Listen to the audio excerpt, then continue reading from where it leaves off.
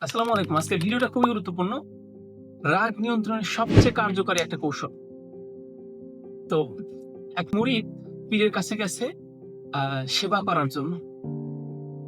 তো পীর তো জানে যে কোনো একটা উদ্দেশ্য ছাড়া কেউ সেবা করতে আসবে না। তো মুরিদের একটা উদ্দেশ্য ছিল যে পীরের কাছে যাবো, অনেক কিছু শিখবো আরকি।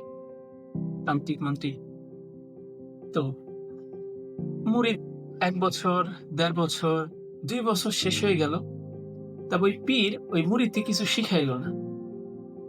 হঠাৎ করে ওই মুরিদের মেজাজ হয়ে গেছে খারাপ। ১-১.৫ বছর ২ বছর সেবা করলাম। আজ পর্যন্ত কিছু শিখালো না। তো হঠাৎ করে দিছে গন্ডগোল বাজে পীরের সাথে। হ্যাঁ, ভন্ড-টন্ড ভন্ডামি-টন্ডামি করেন। কাউরে কিছু শিখান না। কি সেবা করেন মানুষের, কি কাজ করেন, ভন্ডামি-টন্ডামি বাদ দেন। মানে তুমুল ঝগড়া শুরু করে দিছে পীরের সাথে। তো এখন পীর মানুষ, সে তো আর তার মতো এমন না। তো তার কথা শেষ হওয়ার পর পীর ভদ্র ভাষায় বলতেছে, "আচ্ছা, তোমার কথা কি শেষ হয়েছে?" তো মুরিদ, "হ্যাঁ, কি করবেন কন, ভন্ডামি-টন্ডামি বাদ দিয়ে তাড়াতাড়ি কন।" তখন পীর বলতেছে, "আচ্ছা, ধরো তোমাকে একটা কলম দিলাম। এই কলমটা তুমি নিলে না, কার কাছে থাকলো?" তো তখন মুরিদ বলতেছে যে, "আপনার কলম আপনার কাছে থাকবে। এটা কোনো প্রশ্ন হইল?"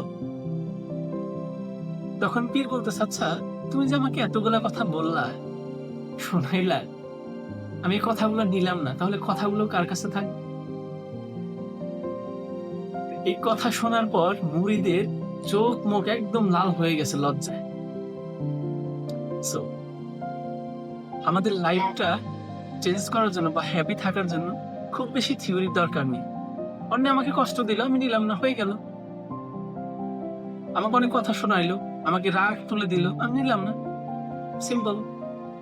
তাহলে কিন্তু আমি হ্যাপি থাকতে পারলাম এবং আমার পার্সোনাল এবং প্রফেশনাল দুটাই কিন্তু আমি কি করতে পারলাম?